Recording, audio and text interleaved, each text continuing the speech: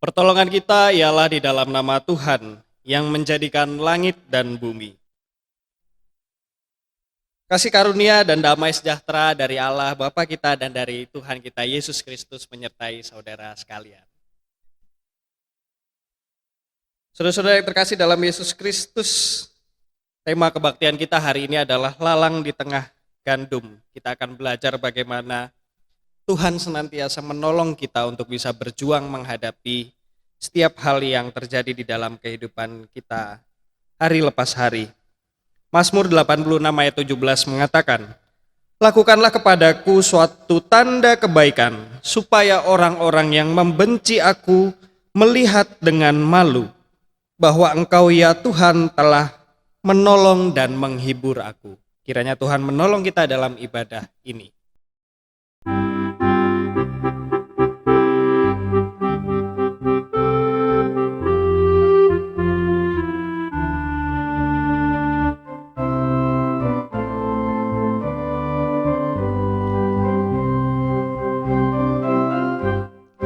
Kita masuk rumahnya, berkumpul menyembah kepadanya.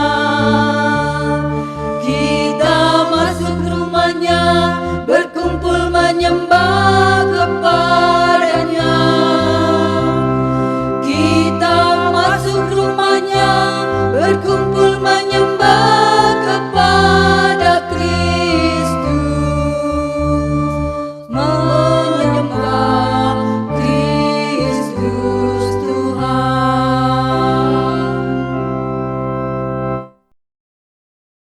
Saudara-saudara yang terkasih dalam Yesus Kristus, sebelum kita mulai mendengar dan merenungkan firman Tuhan, mari kita memohon pertolongan dari Tuhan. Kita berdoa. Ya Allah yang kami kenal dan kami sembah di dalam Yesus Kristus, kami mengucap syukur atas penyertaan-Mu di dalam kehidupan kami. Saat ini Tuhan, di tengah keterbatasan kami, di saat kami belum bisa datang ke gedung gereja untuk bersama-sama bersekutu, memuliakan nama-Mu, kami tetap rindu Tuhan untuk mendengarkan firman-Mu. Karena itu tolong kami Tuhan, biarlah Roh Kudus-Mu yang menuntun kami, supaya kami dapat mengerti apa yang Kau sampaikan di dalam kehidupan kami. Terima kasih Tuhan. Di dalam nama Yesus Kristus kami berdoa. Amin.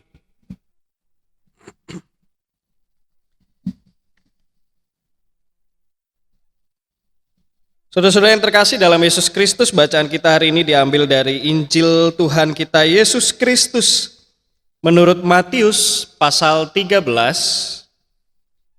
ayat 24 sampai 30, dilanjutkan dengan ayat 36 sampai 43. Injil Tuhan Yesus Kristus menurut Matius pasal 13 dimulai dari ayat 24. Yesus membentangkan suatu perumpamaan lain kepada mereka, katanya, "Hal kerajaan sorga itu seumpama orang yang menaburkan benih yang baik di ladangnya. Tetapi pada waktu semua orang tertidur, datanglah musuhnya menaburkan benih lalang di antara gandum itu lalu pergi. Ketika gandum itu tumbuh dan mulai berbulir, nampak jugalah lalang itu. Maka datanglah hamba-hamba Tuan ladang itu kepadanya dan berkata, 'Tuan, bukankah benih baik yang Tuan taburkan di ladang Tuan? Dari manakah lalang itu?' Jawab Tuan itu, 'Seorang musuh yang melakukannya.' Lalu berkatalah hamba-hamba itu kepadanya, 'Jadi maukah Tuan supaya kami pergi mencabut lalang itu?' Tetapi ia berkata, 'Jangan, sebab mungkin gandum itu ikut tercabut pada waktu kamu mencabut lalang itu. Biarkanlah keduanya tumbuh bersama sampai waktu menuai. Pada waktu itu aku akan berkata kepada para penuai, kumpulkanlah dahulu lalang itu dan ikatlah berkas-berkas untuk dibakar. Kemudian kumpulkanlah gandum itu ke dalam lumbungku.'" Ayat 36. Maka Yesus pun meninggalkan orang banyak itu lalu pulang. Murid-muridnya datang kepadanya dan berkata, Jelaskanlah kepada kami perumpamaan tentang lalang di ladang itu. Ia menjawab katanya, orang yang menaburkan benih baik ialah anak manusia. Ladang ialah dunia. Benih yang baik itu anak-anak kerajaan dan lalang anak-anak si jahat. Musuh yang menaburkan benih lalang ialah iblis. Waktu menuai ialah akhir zaman dan para penuai itu malaikat. Maka seperti lalang itu dikumpulkan dan dibakar dalam api, demikian juga pada akhir zaman. Anak manusia akan menyuruh malaikat-malaikatnya dan mereka akan mengumpulkan segala sesuatu yang menyesatkan dan semua orang yang melakukan kejahatan dari dalam kerajaannya. Semuanya akan dicampakkan ke dalam dapur api.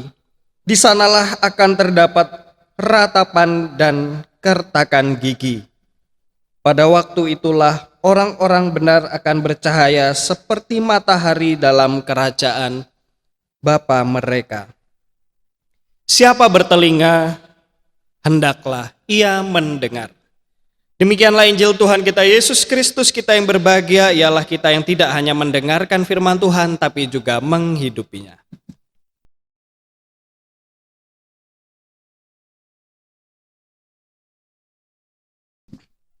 Saudara-saudara yang terkasih dalam Yesus Kristus, tema kita hari ini ialah lalang di tengah gandum.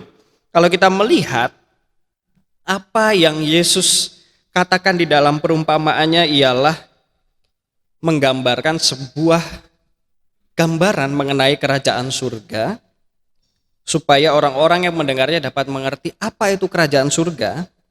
Yesus mengatakan tentang sebuah ladang yang ditaburi bibit gandum, namun ada ilalang atau lalang yang muncul di tengah-tengah ladang itu. Kerajaan surga bukan hanya tentang nanti.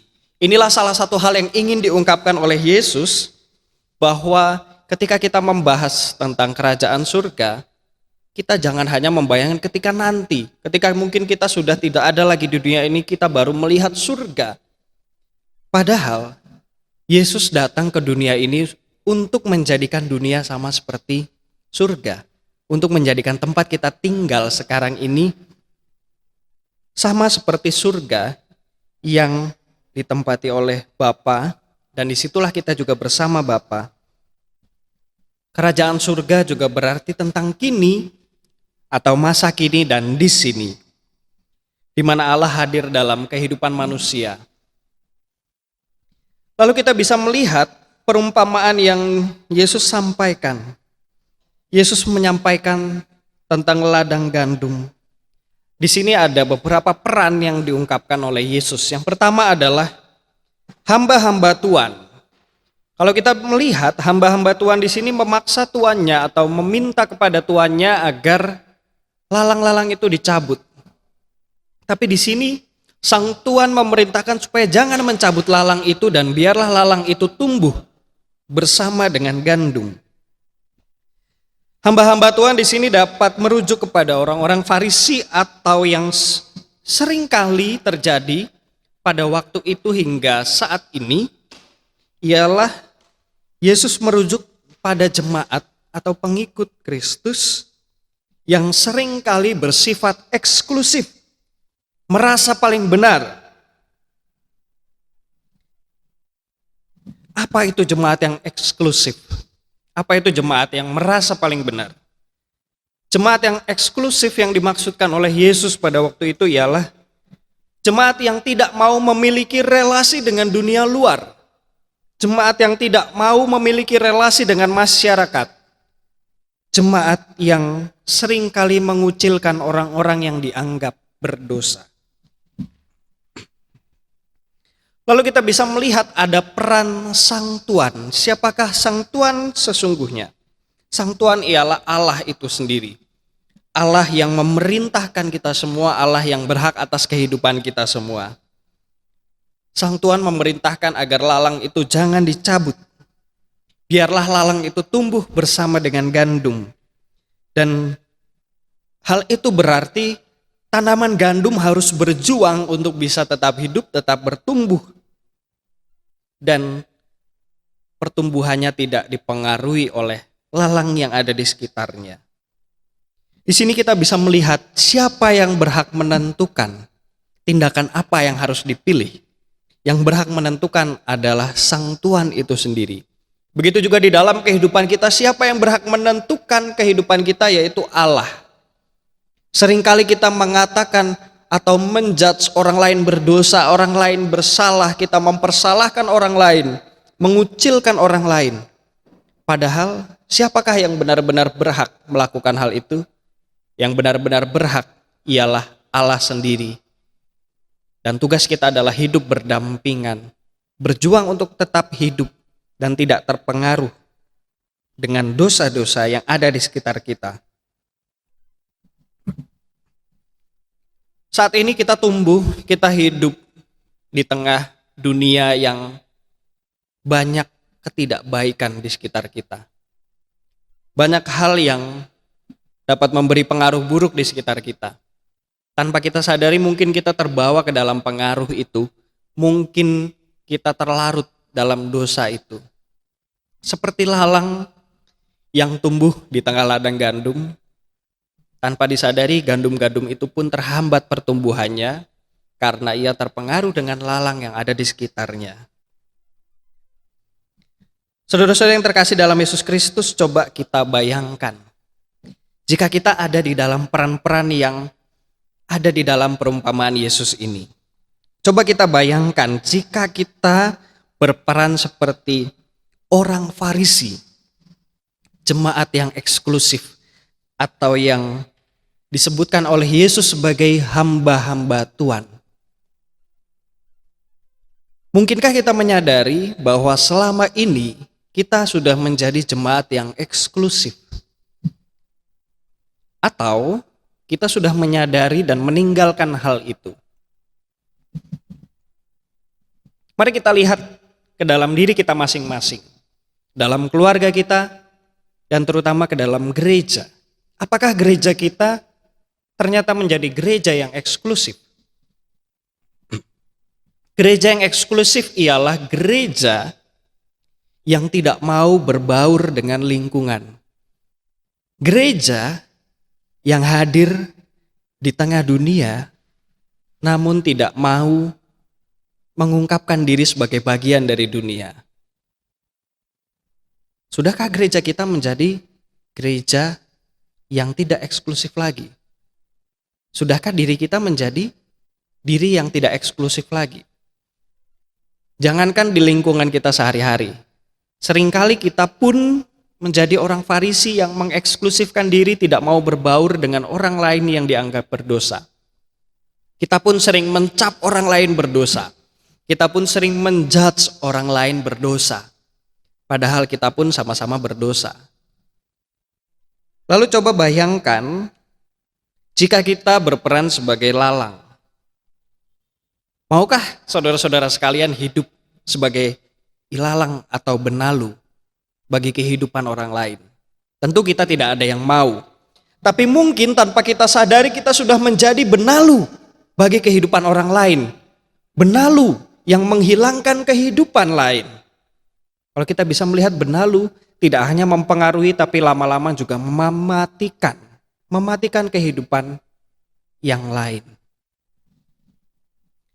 Tanpa kita sadari mungkin kita memberi pengaruh yang tidak baik. Terutama di dalam masa pandemi ini. Sudahkah kita memberi pengaruh yang baik? Sudahkah kita menjadi gandum yang bertumbuh? Atau kita menjadi lalang tanpa kita sadari? Hal ini begitu abu-abu. Tapi coba kita melihat jika kita berada di dalam situasi yang saat ini tengah terjadi, di dalam situasi pandemi yang bahkan belum selesai, sudahkah kita menjadi kehidupan bagi orang lain? Kita bayangkan jika kita menjadi ilalang. Bayangkan dengan perkataan kita, dengan perbuatan kita, kita dapat membunuh orang lain. Saat ini, Indonesia sempat berada di dalam peringkat tertinggi jumlah kasus corona di Asia Tenggara. Kenapa hal itu bisa terjadi? Karena banyak orang yang tanpa sadar memberi pengaruh tidak baik. Ada orang yang mengatakan corona tidak apa-apa. Corona tidak akan menular. Corona tidak akan membunuh kita. Corona hanya akan membunuh mereka yang sedang sakit. Coba bayangkan jika orang itu didengar oleh orang lain.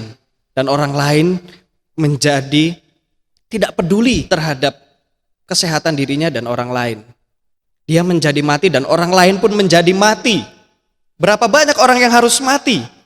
Hanya karena omongan sepele yang mungkin tidak kita sadari. Di dalam gereja, ajaran apa yang sudah kita terapkan? Ajaran apa yang kita katakan kepada orang-orang yang ada di gereja?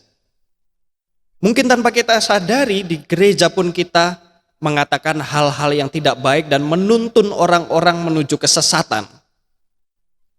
Kita harus belajar tentang hal ini. Kita diberikan hati nurani, kita diberikan akal budi untuk bisa membedakan, untuk bisa mengikuti apa yang baik.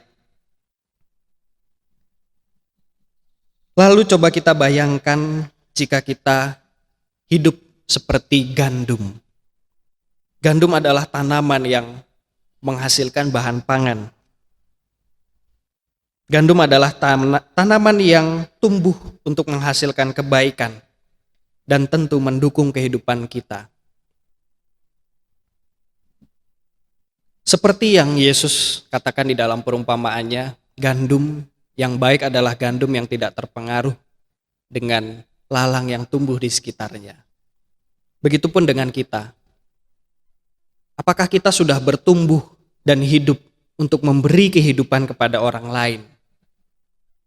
Itulah yang saat ini tengah diungkapkan atau tengah diberitakan oleh Sinode GKI kepada seluruh jemaat-jemaat GKI yang ada di Indonesia ini. Kita bersama-sama berjuang, kita menjadi pengaruh yang baik, kita menjadi gereja yang tumbuh untuk mengabarkan kehidupan bukan kematian. Itulah sebabnya kenapa saat ini sudah mulai ada gereja yang mengadakan kebaktian onsite, tapi masih ada yang online dan masih ada beberapa kategori yang dilarang untuk mengikuti kebaktian onsite. Bukan berarti gereja ingin melarang Bapak Ibu sekalian. Bukan berarti gereja tidak mendukung kerinduan Bapak Ibu sekalian untuk bersekutu di gereja. Tapi karena kita ingin memberi kehidupan bagi seluruh jemaat. Kita tidak ingin membawa kematian bagi seluruh jemaat. Tentu nanti akan ada penyesuaian-penyesuaian atau yang dinamakan sebagai new normal di gereja kita. Dan semoga itu dapat diterima oleh kita semua dan kita dapat memahami makna dari setiap pesan-pesan pastoral yang diberikan oleh BPMS GKI. Dalam situasi sulit, kita harus dapat berjuang dan bertahan. Itulah yang Tuhan inginkan. Kita harus mengingat bahwa Tuhan senantiasa menjaga kita, mendampingi kita, meskipun di kanan kiri kita, di sekitar kita banyak hal yang tidak baik. Kita juga diperhadapkan dengan lalang yang menyerupai gandum. Seringkali kita berhadapan dengan orang-orang yang mungkin terlihat baik, terlihat memberi pengaruh yang baik, tapi tanpa kita sadari mereka justru membawa kita ke dalam kesesatan. Kita harus bisa membedakan itu. Jangan sampai ada orang yang mengatasnamakan kebaikan, bertindak seperti orang baik, berkata seperti orang baik, tapi justru menyesatkan. Justru membawa kita tidak kepada Tuhan, tapi hanya membawa kita ke dalam bayang-bayang yang semu. Jangan kita seperti benalu yang memperburuk kehidupan orang lain, yang membawa kematian bagi kehidupan orang lain. Saudara-saudara yang terkasih dalam Yesus Kristus, bagaimana kita dapat bertahan di dalam situasi seperti ini? Bagaimana kita dapat berjuang dan bagaimana kita dapat hidup di tengah dunia yang penuh dengan ketidakbaikan? Yesus mengatakan ada satu caranya, yaitu dengan cara mendengar. Kita hanya cukup mendengar. Kita kesampingkan dulu ego kita. Kita redam dulu apa yang menjadi hasrat kita, supaya kita dapat mendengar Tuhan yang berkata-kata di dalam kehidupan kita. Bagaimana kita bisa mendengar Tuhan kalau kita menutup diri kita? Bagaimana kita bisa mendengar Tuhan kalau kita terus berkata-kata? Bagaimana kita dapat mendengar Tuhan kalau kita terus meninggikan diri kita sendiri? Hati-hati akan hal itu. Dan gini saudara-saudara, mari kita renungkan, sudahkah kita menjadi seperti gandum yang dapat bertahan, yang bertumbuh di tengah ketidakbaikan? Sudahkah kita menjadi seperti gandum yang memberikan kehidupan bagi orang-orang yang ada di sekitar kita? Mari kita merenungkan, sudahkah kita menjadi gereja yang menjadi tempat bertumbuh bagi jemaatnya? Kita tumbuh bukan hanya di dalam kebaktian atau saat kebaktian saja, tapi kita juga bertumbuh melalui pelayanan. Kita ada di ladang Tuhan. Tuhan memberikan ladang yang sangat luas untuk kita kerjakan. Bagaimana bentuk pekerjaan kita yang diharapkan oleh Tuhan, yaitu dengan cara melayani.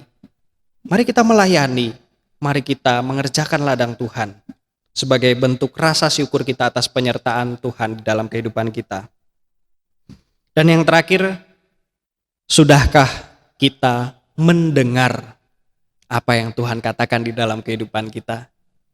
Mari kita merendahkan hati kita di hadapan Tuhan. Mari kita merendahkan diri kita. Dan mari kita senantiasa memohon pertolongan dari Tuhan. Kiranya Tuhan menolong kita untuk berjuang, bertumbuh, dan mendengar. Amin.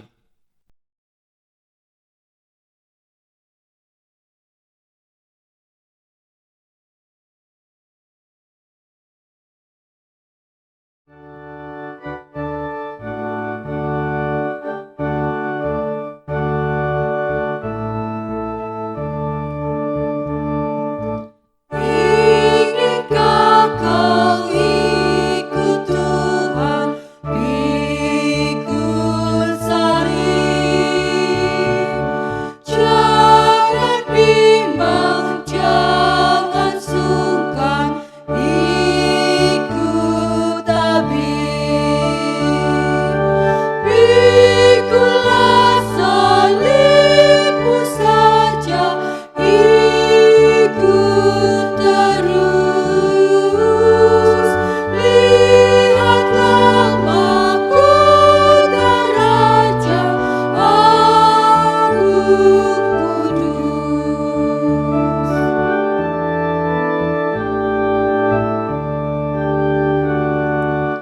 Haruslah kau sangkal diri, pikul salib. Di godaan dunia ini, ikut tabib. Pikulah salibmu saja, ikut terus.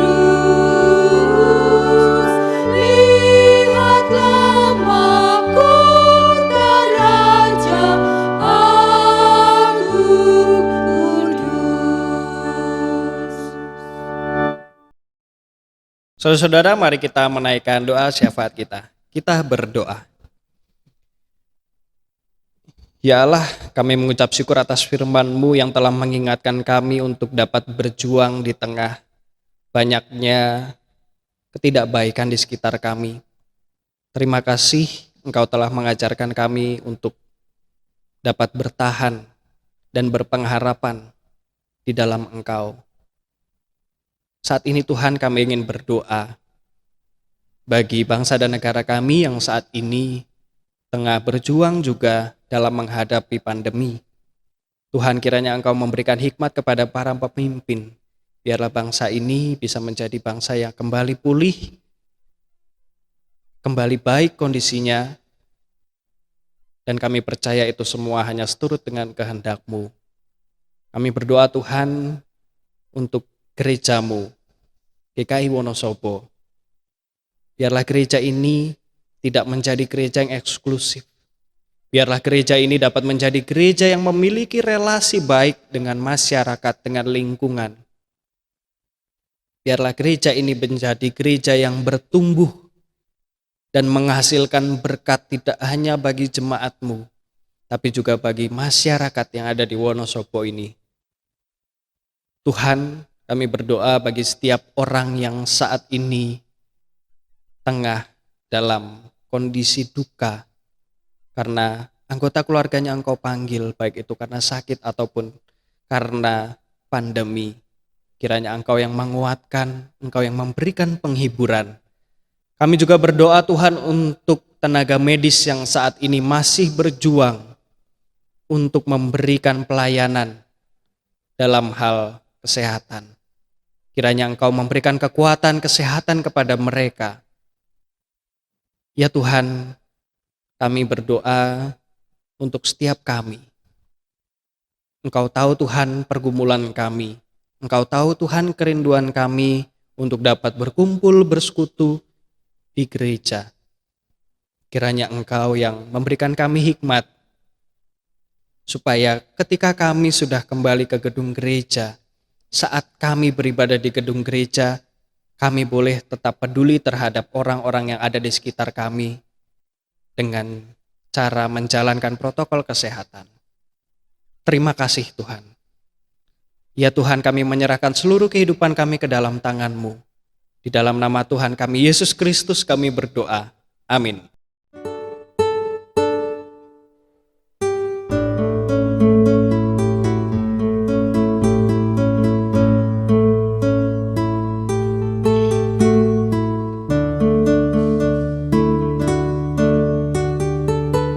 Sering ku tanya pada diriku,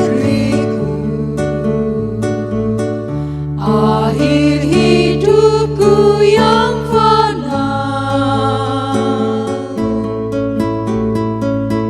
jangan sampai terbuai jiwaku di dunia gemerlap.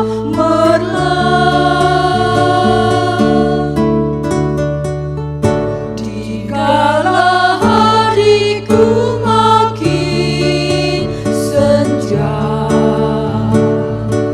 jiwa letih tubuhku pun lemah. Cahaya hidup semakin redup, sering meratap mengeluh.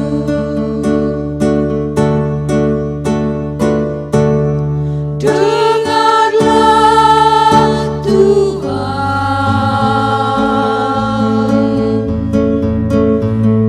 doa dan keluh.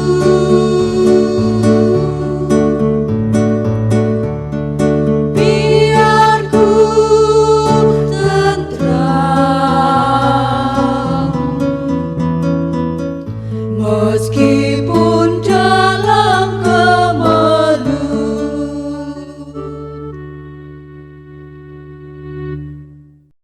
Saudara-saudara yang terkasih dalam Yesus Kristus, kebaktian kita hari ini telah selesai, tapi tugas kita baru saja dimulai. Mari kita menghayati diri, mari kita menjadi sama seperti gandum yang dapat berjuang di tengah ketidakbaikan. Sama seperti gandum yang memberikan kehidupan bagi orang-orang yang ada di sekitar kita. Mari kita menjadi pribadi yang baik dengan tetap berpegang pada Allah. Kini arahkanlah hatimu kepada Tuhan, jadilah saksi Kristus, terpujilah Tuhan. Dan kini mari kita menerima berkat dari Tuhan. Semoga Allah sang sumber pengharapan memenuhi kita dengan segala sukacita dan damai sejahtera dan dalam iman kita, supaya oleh pengharapan dan oleh kekuatan Roh Kudus kita berlimpah-limpah dalam pengharapan. Amin.